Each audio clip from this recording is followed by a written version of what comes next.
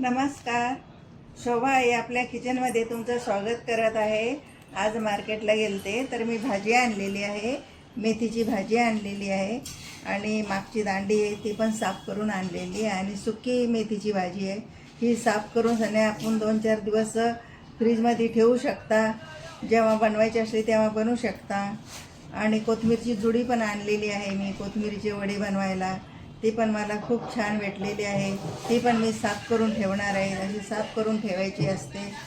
कढीपत्ता पण धुवून काढायचा आणि फ्रीजमध्ये ठेवून द्यायचा. ओल्या पाणी त्याचं सुकलं पाहिजे. आणि तसेच पालक आणलेली आहे, पालक पनीर बनवायला.